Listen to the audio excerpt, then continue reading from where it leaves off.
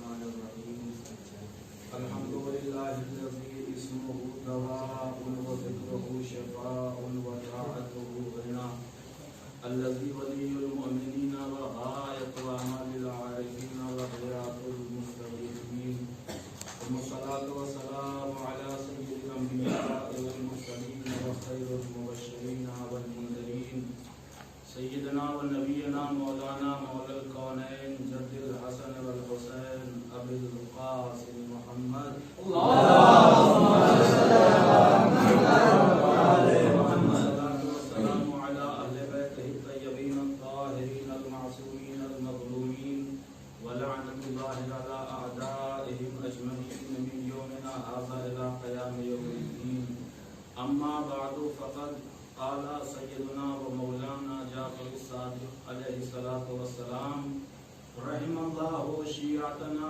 خلقوا من فاضل دينتنا وأجنوا بماء ولايتنا يحزنون لحزننا ويفرحون لفرحنا صلى الله عليه محمد عزیزان گرامی سب سے پہلے ظاہر سی بات ہے حق یہی ہے کہ کوئی بھی مبارک موقع ہو اس کی مبارکبادی وقت کے امام کی خدمت میں پیش کرنا چاہیے اور ہم پیش کرتے ہیں. اس کے بعد راج کرام کی خدمت میں اور آپ تمام مومنین کی خدمت میں عزیزان گرامی یہ بات حقیقت ہے کہ آج اس موقع کے اوپر ہم بھی خوش ہیں، آپ بھی خوش ہیں اور کائنات کے تمام شیعہ تمام مومنین بھی خوش ہیں.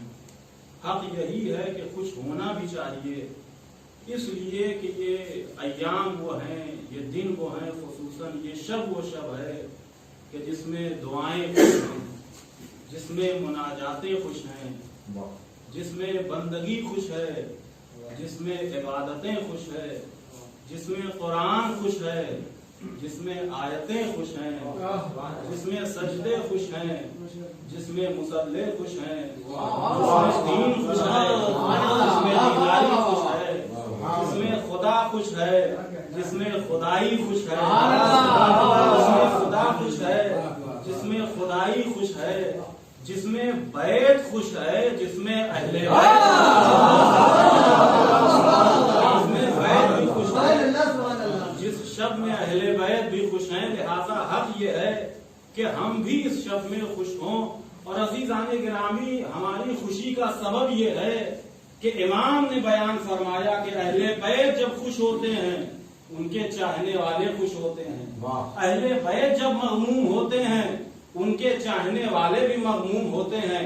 بھائی اس کا سبب کیا ہے، اس کی وجہ کیا ہے، اس کا ریزن کیا ہے کہ جب اہل بیت خوش ہوتے ہیں چاہنے والے خوش ہوتے ہیں، اہل بیت مغموم ہوتے ہیں چاہنے والے مغموم ہوتے ہیں. اس کا جواب بھی امام صادق علیہ السلام نے اسی میں دیا ہے کہ رحم اللہ شیعتنا خلقوا من فاضل طینتنا، اللہ ہمارے شیعوں پر رحم کرے اس لیے کہ یہ ہماری فاضل طینت سے خلق ہوئے ہیں. اللہ ہمارے شیعوں کے اوپر رحمت نازل فرمائے اس لیے کہ یہ ہماری فاضل طینت سے خلق ہوئے ہیں. اس کا مطلب یہ ہے عزیزان گرامی کہ ہم شیعان اہل بیت وہ ہیں جو کسی کالی پیلی مٹی سے خلق نہیں ہوئے ہیں، فاضل طینت اہل بیت سے خلق ہوئے ہیں. رحم اللہ شیعتنا خلقوا من فاضل طینتنا، اللہ رحمت نازل کرے، رحم کرے ہمارے شیعوں کے اوپر. یہ شیعہ ہماری فاضل طینت سے خلق ہوئے ہیں. لہذا عزیزان گرامی یہی وجہ ہے کہ ہم ان کے غم میں مغموم ہوتے ہیں، ان کی خوشی میں خوش ہوتے ہیں. جب ان کے جو ہے وہ خوشیوں کا زمانہ آتا ہے محفل و میلاد کرتے ہیں، جب ان کے غم کے دن آتے ہیں جلوس و ماتم کرتے ہیں. اس کا مطلب یہ ہے کہ محفل و میلاد کرنا، جلوس و ماتم کرنا یہ رسم و رواج کا تقاضا نہیں ہے، ہماری طینت کا تقاضا ہے، ہماری شیعت کا تقاضا ہے، ہماری فطرت کا تقاضا ہے. ایک صلوات پڑھ دیں محمد والے محمد. رحم اللہ شیعتنا خلقوا من فاضل طینتنا، اللہ رحم کرے ہمارے شیعوں کے اوپر کہ یہ ہماری فاضل طینت سے خلق کیے گئے ہیں۔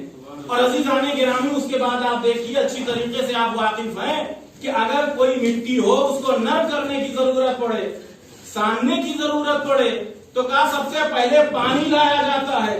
کسی آٹے کو گوندھنا ہو تو کہا کہ پانی لایا جائے تو مٹی گوندھی جائے گی، پانی لایا جائے تو آٹے کو سانا جائے گا، آٹے کو گوندھا جائے گا۔ بھائی یہ ہماری طینت کس چیز سے گوندھی گئی؟ تو پھر امام نے فرمایا او جنوب مائے ولایتنا، او جنوب مائے ولایتنا، ہمارے شیعہ وہ ہیں کہ جن کا ضمیر و خمیر آب ولایت سے گوندھا گیا ہے۔ اب بھائی جس کا ضمیر و خمیر آب ولایت سے گوندھا گیا ہو وہ تختہ دار پہ تو جا سکتا ہے، ولایت سے دور نہیں جا سکتا۔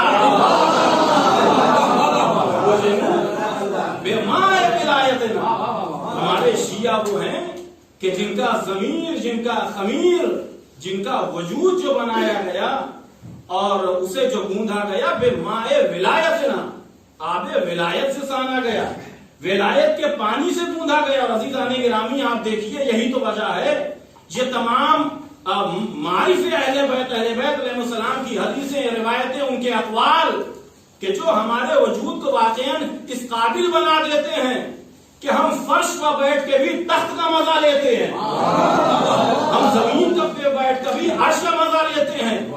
وہ جنوب مائے ولایتنا، یہ شیعہ وہ ہیں کہ جن کا خمیر جو گوندھا گیا وہ ولایت کے پانی سے گوندھا گیا۔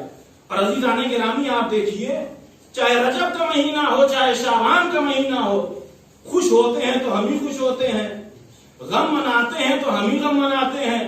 نہ کوئی خوشی میں ہمارے ساتھ ہے نہ کوئی غم منانے میں ہمارے ساتھ ہے، تو کوئی اس پہ ناراض ہونے کی بھی ضرورت نہیں، افسوس کرنے کی بھی ضرورت نہیں۔ اس لیے عزیزان گرامی آپ دیکھیے کہ شہر میں جنازے بھی جاتے ہیں، براتیں بھی جاتی ہیں، نہ ہر جنازے میں ہر کوئی روتا ہے، نہ ہر برات میں ہر کوئی خوشی مناتا ہے۔ جس کا تعلق جنازے سے ہوتا ہے وہ روتا ہے، جس کا تعلق برات سے ہوتا ہے وہ انسان خوشی مناتا ہے۔ اب آپ سمجھے ہم ہی وہ کیوں ہیں جو رجب و شعبان میں خوشیاں مناتے ہیں، محرم اور سفر میں غم مناتے ہیں؟ کیا وجہ ہے، کیا سبب ہے کہ وہ ہم ہی ہیں؟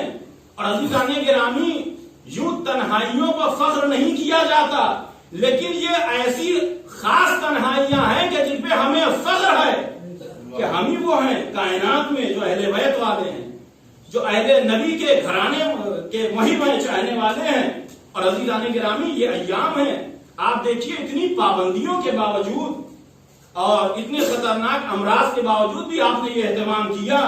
آپ کی طینت نے مجبور کیا کہ اگر ممکن ہے تو جشن منایا جائے، اگر ہو سکے تو خوشیوں کا اہتمام کیا جائے، اس لیے کہ آج وہ دن ہے کہ پوری کائنات کے ذرے ذرے خوش ہیں، لہذا ہمیں بھی خوش ہونا ضروری ہے۔ اور آج آپ دیکھیے چوتھے امام علیہ السلام کی ولادت کی تاریخ، ولادت باسعادت کی تاریخ، کہ جس میں ہم یہاں پہ بیٹھے ہوئے ہیں، اور وہ امام کے حوالے سے چند ایک جملے جو بیان کرنا یقیناً ضروری ہے۔ آپ دیکھیے کہ معصومین علیہ السلام کی سیرت اور ان کی شخصیت کی معرفت حاصل کرنے کے لیے بہت سے طریقے ہیں، ان طریقوں میں سے ان کی سیرت بہترین طریقہ ہے۔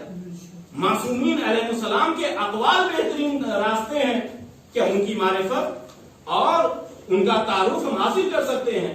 اسی طریقے سے معصومین علیہ السلام کے القاب یہ بہترین طریقے ہیں کہ ان کے ذریعے جن معصوم کی ہم معرفت کو حاصل کرنا چاہیں ان کے القاب بہترین دروازے ہیں ان کی سیرت تک اور ان کی معرفت تک پہنچنے کے لیے۔ معصومین علیہ السلام کے القاب، جس بھی معصوم کی جو معرفت حاصل کرنا آپ چاہیں۔ اب آ جائیے چوتھے امام، چوتھے سرکار کی بارگاہ میں آپ کے جو القاب ہیں، ان القاب میں سے پہلا لقب جو بیان کیا گیا کہ آپ کا لقب ہے ذکی، دوسرا لقب کا آپ کا لقب ہے امین، تیسرا لقب کا آپ کا لقب ہے زین العابدین، چوتھا لقب کا سید العابدین، پانچواں لقب کا سجاد۔ یہ تمام معنی ابراہیم آپ حضرات کے اذان میں اور بھی بہت سے القاب ہیں، انہی کے درمیان میں رہنا چاہتا ہوں، چونکہ مہدی بھائی نے 40-45 منٹ کا، اگرچہ ایسا نہیں ہوگا بہت دیر سے آپ حضرات عبادت میں مصروف ہیں۔ بہرحال تو یہ سید سجاد، زین العابدین، سید العابدین، یہ تمام القاب ہیں، اور یہ ایسے ایسے القاب ہیں کہ تنہا ایک لقب نہیں، بلکہ سمجھیے کہ ان کے پیچھے، ان کے پردے میں معرفت و کمالات کے پورے سمندر نہاں ہیں۔ آپ دیکھیے زین العابدین، ہم آپ سنتے رہتے ہیں اور اچھی طریقے سے ہم جانتے بھی ہیں، ایسے ہی میں اس کو پڑھوں گا جیسے قرآن کی آیتیں روز پڑھتے رہتے ہیں، پھر بھی تلاوت کرتے ہیں، ہم جانتے ہیں زین العابدین۔ یہ امام کو زین العابدین کیوں کہا گیا، کیا وجہ ہے، وہ میں سانپ کاٹنے والا واقعہ نہیں پڑھوں گا۔ زین العابدین کیوں کہا گیا؟ شیخ صدوق علیہ الرحمہ نے اپنی کتاب اعمالی میں ذکر کیا کہ چھٹے امام نے فرمایا اپنے آباء و اجداد کے سلسلے سے، اور اس کے بعد کہتے ہیں کہ میرے جد علی مرتضیٰ نے فرمایا کہ میں نے سنا، کیا سنا کہ پیغمبر اسلام نے فرمایا کہ جب قیامت کا میدان ہوگا، میدان محشر ہوگا، اس میدان محشر میں ینادی منادن اینا زین العابدین، منادی ندا دے گا اینا زین العابدین، زین العابدین کہاں ہیں؟ پیغمبر اسلام فرماتے ہیں فَكَأَنِّي أَنظُرُ إِلَى وَلَدِ علی ابن الحسین ابن علی ابن ابی طالب، میری نظریں دیکھ رہی ہیں کہ جیسے میں اپنے بیٹے علی ابن حسین ابن علی ابن ابی طالب کو دیکھ رہا ہوں کہ صفوں کو چیرتا ہوا سامنے آ کے کھڑا ہو جائے گا۔ جب یہ زین العابدین کی ندا دی جائے گی، صدا دی جائے گی، تو کوئی نہیں، عرصہ محشر خاموش ہوگا، سب ساکت ہوں گے، سید سجاد آگے بڑھیں گے۔ کون کا؟ یہ ہے زین العابدین، یہ ہیں عابدوں کی زینت۔ عزیزان گرامی، بات تو بڑی آسانی سے سن لیا، بڑی اہم بات یہ ہے، آپ دیکھیے ہمارے یہاں بھی اکثر ایسا ہوتا ہے کہ بعض لوگ اگر وقت پہ نمازیں پڑھیں، نوافل وغیرہ بھی پڑھیں، تو ان کو عابد کہا جاتا ہے، ان کو نمازی کہا جاتا ہے، ان کو پرہیزگار کہا جاتا ہے، لیکن کہنے والے کون ہیں؟ کہ جو کبھی کبھی عبادتیں کر لیتے ہیں۔ توجہ کریے گا عزیزان گرامی، توجہ کیجیے گا کہ کبھی کبھی جو عبادتیں کریں وہ کسی کو عابد کہیں تو اور بات ہے، لیکن جنہوں نے فرشتوں کو سلیقہ عبادت سکھایا ہے وہ کسی کو زین العابدین کریں، یہ چوتھے امام کا کلام ہے۔ فرشتوں کو سلیقہ عبادت سکھایا وہ اگر کسی کو زین العابدین کہیں تو کہا یہ سید سجاد امام زین العابدین کی یہ کرامت ہے، چوتھے امام کی یہ منزلت ہے، چوتھے امام کا یہ مقام ہے۔ پیغمبر اسلام فرما رہے ہیں کہ یہ میری نظریں دیکھ رہی ہیں، ینادی منادن یوم القیامہ اینا زین العابدین، کہاں ہے زین العابدین؟ آپ دیکھیے عرش محشر، وہ میدان محشر کہ جس میں کون ہوں گے؟ صرف گنہگار خطا کار تھوڑی ہوں گے، انبیاء کی فہرستیں وہاں پہ، مرسلین وہاں پہ، ارے وہ جناب آدم بھی ہوں گے کہ جو کسی وقت ملائکہ کے لیے قبلہ عبادت قرار پائے تھے، فرشتوں کے لیے مسجود ملائکہ بھی قرار پائے تھے، وہ جناب آدم بھی وہاں پہ موجود ہوں گے۔ تو جناب آدم اپنی تمام تر فضیلت و منزلت و کمال کے ساتھ ساجدین میں ہوں گے، سید الساجدین نہیں ہوں گے۔ چوتھے امام سید الساجدین کا جناب آدم اپنی تمام تر فضیلتوں کے ساتھ، ملائکہ کے ساتھ وہ مسجود ملائکہ، عبادتوں کے ساتھ وہ فرشتوں کا قبلہ عبادت بھی ہوگا، لیکن کا عابدین میں ہوں گے، زین العابدین نہیں ہوں گے۔ یا یوں کہہ دیا جائے کہ جناب آدم سے لے کر اس وقت سے لے کر اور صبح قیامت تک جو آخری عبادت کرنے والا ہوگا یہ سب کے سب عابدین ہوں گے، چوتھے امام زین العابدین ہوں گے۔ یہ سب کے سب جتنے ہیں یہ سب کے سب عابدین ہوں گے، اور چوتھے امام کا یہ زین العابدین ہوں گے، عابدوں کی زینت ہوں گے۔ اور عزیزان گرامی میں نے جیسا کہ بیان کیا کہ یہ میدان محشر یہاں پہ گنہگار خطا کار نہیں، انبیاء، مرسلین، پیغمبر، متقی، صالحین سارے یہاں پہ موجود ہوں گے. اور آپ دیکھیے اسی لیے قرآن مجید میں وہ سورہ انبیاء کی آیت کہ بسم اللہ الرحمن الرحیم وجعلناہم ائمۃ یہدون بامرنا واوحینا الیہم فعل الخیرات واقام الصلاۃ وایتاء الزکاۃ وکانوا لنا عابدین، کہ ہم نے انہیں امام بنایا اور یہدون بامرنا، اور وہ ہمارے امر سے لوگوں کی ہدایت کرتے ہیں. وَأَوْحَيْنَا إِلَيْهِمْ فِعْلَ الْخَيْرَاتِ، اور ہم نے ان کی طرف وہی کیا کہ وہ خیرات کو انجام دے، نیک اعمال کو انجام دے، نمازیں وہ پڑھیں، اور کیا اطاعت زکات کو. کانوا لنا عابدین، وہ سب ہمارے عابدین میں سے تھے. توجہ کیجئے گا عزیزان گرامی، وہ سب ہمارے عابدین میں سے تھے. یہ کون لوگ ہیں؟ کن کے متعلق قرآن گفتگو کر رہا ہے؟ کن کے متعلق قرآن کلام کر رہا ہے؟ مفسرین نے بتایا کہ یہ بنی اسرائیل کے انبیاء کی بات ہو رہی ہے کہ جب اللہ نے ان کو مقام عطا کیا، امام بنایا، ان کو ہدایت کی کہ یہ جو ہے وہ اللہ کے امر کی ہدایت کریں، ان کے اوپر وحی کی کہ یہ فعل خیرات کو انجام دے، نمازیں پڑھیں، زکات. کانوا لنا عابدین، ان انبیاء کی صفت یہ تھی کہ یہ عابدین میں سے تھے. تو اب عزیزان گرامی آپ نے محسوس کیا کہ وہ بنی اسرائیل کے انبیاء مقام پانے کے بعد، منزلت پانے کے بعد، وحی کو حاصل کرنے کے بعد، نمازیں انجام دینے کے بعد، زکاتیں ادا کرنے کے بعد عابدین میں سے تھے، زین العابدین نہ ہو سکے. عابدین میں سے وہ تھے، زین العابدین نہ ہو سکے. دوسری آیت قرآن مجید کی آپ دیکھیں، کانوا لنا عابدین، یہ انبیاء کی بات ہو رہی ہے، یہ سب ہمارے عابدین میں سے تھے، زین العابدین نہ ہو سکے. وہ جناب آدم و ابلیس کا وہ واقعہ قرآن مجید نے کیا کہا؟ فَإِذَا سَوَّيْتُهُ وَنَفَخْتُ فِيهِ مِن رُّوحِي فَقَعُوا لَهُ سَاجِدِينَ. جب جناب آدم کا پیکر تیار ہو گیا، اللہ نے کہا کہ جب میں تیار کر دوں اور اس میں اپنی روح پھونک دوں تو تم سب کے سب کیا ہو جانا کا ساجدین ہو جانا. وہاں انبیاء کا عابدین، جہاں فرشتوں کے لیے کا ساجدین. معلوم یہ ہوا کہ جب انبیاء ترقی کر کے کسی منزل پر پہنچے تو قرآن نے عابدین کہا، فرشتوں نے ترقی کی کا ساجدین کہلائے. اب میں نہیں سمجھ پا رہا ہوں یہ ذات کتنی عظیم ہے، کتنی پربرکت ہے، کتنی پرشفقت ہے کہ جب انبیاء کی فہرست میں آئی تو سید العابدین کہلائی، جب فرشتوں کی صف میں آئی تو سید الساجدین کہلائی.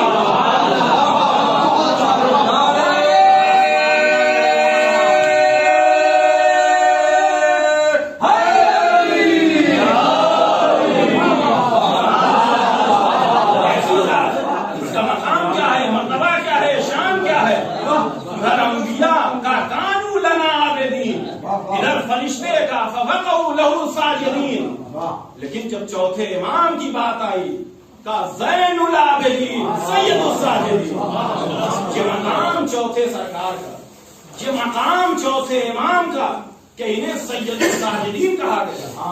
انبیاء کو عابدین کہا گیا، انہیں زین العابدین کہا گیا. معصوم فرشتوں کو ساجدین کہا گیا، انہیں سید الساجدین کہا گیا. یہ ہے چوتھے امام، یہ ہے ہمارے آقا اور مولا جن کی ولادت کی شب آج ہے. اور ایک اور لقب ممکن ہے اس کے بعد گفتگو تمام ہو جائے. امام کا ایک اور لقب سجاد. آپ جانتے ہیں مبالغہ، یہ سجاد امام کو کیوں کہا گیا؟ اگر ہم اس لفظ کی تشریح کریں تو ممکن ہے خطا ہو، غلطی ہو، لیکن اگر امام کے فرزند امام محمد باقر یہ بتائیں کہ امام کو سجاد کیوں کہا گیا، امام کے سجدے کی کیفیت کو اگر امام بیان کریں تو یقیناً یہ ہمارے لیے مشعل راہ ہوگی اپنی بھی زندگی سنوارنے کے لیے، شخصیت امام کی معرفت بھی حاصل کرنے کے لیے. امام راوی نے نقل کیا کہ پانچویں امام نے بیان فرمایا کہ میرے بابا جب سجدہ کرتے تھے تو سجدے کی کیفیت کیا ہوتی تھی، سجدے کا انداز کیا ہوتا تھا، کیسے کیسے کن کن مقامات پر میرے بابا سجدہ کیا کرتے تھے. پانچویں امام فرماتے, اس کو بھی بحار الانوار میں اور شیخ صدوق علیہ الرحمہ نے نقل کیا, پانچویں امام فرماتے ہیں کہ میرے بابا کو سجدوں سے اتنا زیادہ عشق تھا کہ جب بھی میرے بابا اللہ کی کسی نعمت کو یاد کرتے تھے فوراً سجدہ کرتے تھے. جب بھی میرے بابا قرآن مجید کی تلاوت کرتے کرتے کسی ایسے مقام پر پہنچتے تھے جہاں پہ مستحبی سجدے کا ذکر ہوتا تھا, میرے بابا سجدہ کرتے تھے. امام فرماتے ہیں کہ میرے بابا کے سجدے کا عالم یہ تھا کہ جب بھی اللہ کسی مصیبت, کسی پریشانی, کسی بلا سے میرے بابا کو نجات عطا کرتا تھا, میرا بابا شکر کا سجدہ کرتا تھا. امام فرماتے ہیں کہ میرے بابا کے سجدے کا عالم یہ تھا کہ جب میرے بابا واجب نمازوں سے فارغ ہوتے تھے تو شکر کے طور پہ اللہ کا سجدہ کرتے تھے. پانچویں منزل کہا کہ جب مومنین میں نزاع ہو جاتا تھا اور میرے بابا ان دونوں مومنین کے درمیان میں صلح و سلامتی کراتے تھے, اس موقع کے اوپر بھی میرے بابا شکر کا سجدہ کرتے تھے. اس موقع کے اوپر بھی میرے بابا شکر کا سجدہ کرتے تھے. عزیزان گرامی, یہ 5 موارد, یہ 5 مقامات بیان کیے گئے کہ جہاں پہ چوتھے وہ راتیں شبیں جو سجدوں میں گزر جاتی تھی وہ ایک دوسری بات ہے. 5 موارد کم سے کم ایسے ہیں کہ جہاں پہ چوتھے امام سجدے کیا کرتے تھے. لیکن عزیزان گرامی, اگر عوام کے درمیان میں ہوتا تو ضرور کہتا, پھر بھی یوں ہی میں کہتا چلوں کہ ہمارے لیے بھی یہ امام کی سیرت ایک درس ہے, صرف سننے کے لیے نہیں, عمل کرنے کے لیے بھی, کہ ہم بھی جب بھی اللہ کی کسی نعمت کو یاد کریں تو اللہ کا سجدہ کریں. ہم بھی جب نمازوں سے فارغ ہو جائیں تو اللہ کا سجدہ کریں. ہم بھی جب قرآن مجید کی تلاوت کرتے کرتے مستحب سجدوں تک پہنچے اللہ کا سجدہ کریں. ہم بھی جب نمازوں سے فارغ ہو جائیں اللہ کا سجدہ کریں. ہم بھی جب 2 مومنین کے درمیان میں صلح کرائیں تو اللہ کا سجدہ کریں. یقین جانیے ایسا کرنے کے بعد یہ حق ہے, ہم سجاد تو نہیں کہلا سکتے لیکن غلام سید سجاد ضرور کہلا سکتے ہیں.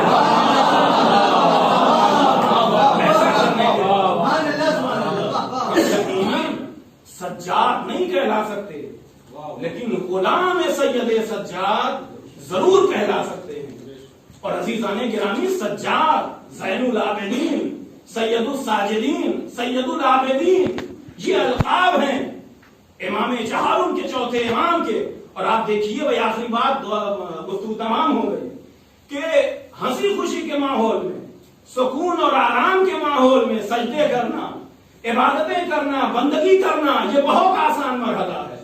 لیکن اصل میں مزاج بندگی اس وقت پرکھا جاتا ہے کہ جب انسان مشکلات میں ہو, جب انسان پریشانیوں میں ہو, جب انسان مصیبتوں میں گھرا ہو, اس وقت کس قدر وہ سجدہ کرتا ہے یہ دیکھنے والی بات ہوگی. اس وقت کیسے وہ اللہ کی عبادت کرتا ہے یہ دیکھنے والی بات ہوگی. عزیزان گرامی, چوتھے امام سجاد تھے, زین العابدین تھے. کربلا سے لے کے شام تک جس قدر امام نے سجدے کیے, ایسا نہیں ہے پہلے سجدے زیادہ کرتے تھے, سفر میں امام نے سجدے کم کیے ہو یا سفر کے بعد امام نے سجدے کم کیے ہو. نہیں عزیزان گرامی, اگر کربلا سے پہلے امام سجاد تھے, کربلا سے پہلے امام زین العابدین تھے, کربلا سے پہلے امام سید العابدین تھے, تو کربلا کے بعد بھی امام زین العابدین تھے, امام سجاد تھے, امام سید العابدین تھے, سید العابدین تھے.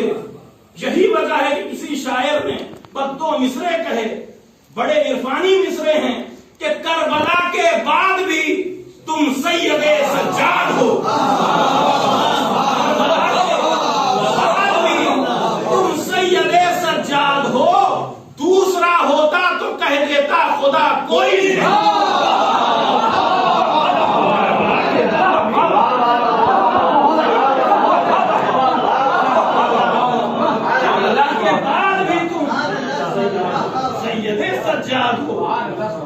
دوسرا ہوتا تو کہہ دیتا خدا کوئی نہیں. یہ عزیزان گرامی چوتھے امام, یہ سید الساجدین, یہ زین العابدین, یہ امام المومنین جو ہمارے آقا اور مولا یقیناً انہی کی زندگی ہے. ان کے سامنے ہمارے اوپر لاکھ مصیبتیں پڑ جائیں، ان کی مصیبت کے مقابل میں تو کچھ بھی نہیں، ان کی مشکلات کے مقابل میں تو کچھ بھی نہیں ہے۔ لہذا ہمارے لیے بھی ضروری ہے کہ جب بھی مشکل پریشانی کوئی مصیبت کا وقت آئے تو ہمیں جو ہے وہ مسلوں کو مدد کے لیے مسلح پہ آنا چاہیے، مسلوں سے گریز نہیں کرنا چاہیے۔